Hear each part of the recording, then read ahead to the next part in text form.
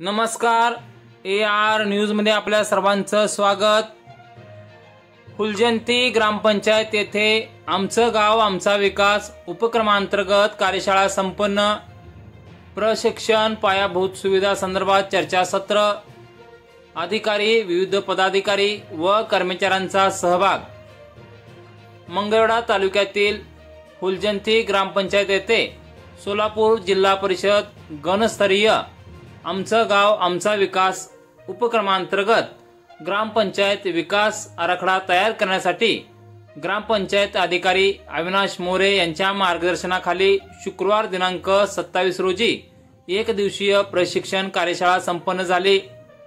16व्या वित्त आयोगांतर्गत आमचा गाव आमचा विकास उपक्रमांतर्गत तयार करण्यात येणाऱ्या राष्ट्रीय ग्राम स्वराज्य अभियान सन 2025-26 वार्षिक ग्रामपंचायत विकास आराखड्यात महिला व बालकल्याण, मानव विकास निर्देशांक तसेच गावाच्या गरजेनुसार आवश्यक पायाभूत सुविधा, गावातील जिल्हा परिषद प्राथमिक शाळा, अंगणवाडीच्या आवश्यक सुख सुविधेसाठी विकास कामे, गावांतर्गत येणाऱ्या वाडी वस्तींसाठी आवश्यक विकास कामे अशा अनेक विषयावर कार्यशाळा संपन्न झाली।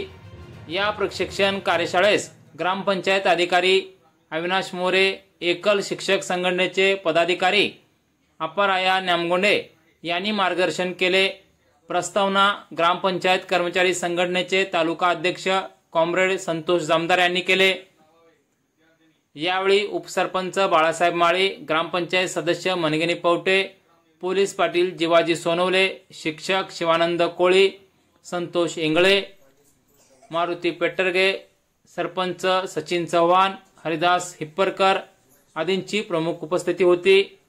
तसेच या कार्यशाळेस फुलजंती पंचायत समिती गणस्तरातील येळगी, सोड्डी, शिवणगी, आसपेवाडी, पौट, जित्ती, खवे, यड्राव, माळेवाडी, बावची, सलगर खुर्द, कागष्ट, कात्राळ, कारजाळ या गावातील सरपंच, उपसरपंच, ग्रामपंचायत अधिकारी, पोलीस पाटील, अंगणवाडी सेविका, आशा वर्कर, आरोग्य कर्मचारी, ग्रामपंचायत कर्मचारी, पशुवैद्यकीय अधिकारी, ग्राम संधान गट, महिला स्वयंसहाय्यता गट, जिल्हा परिषद शाळेतील मुख्याध्यापक, शिक्षक आदी उपस्थित होते।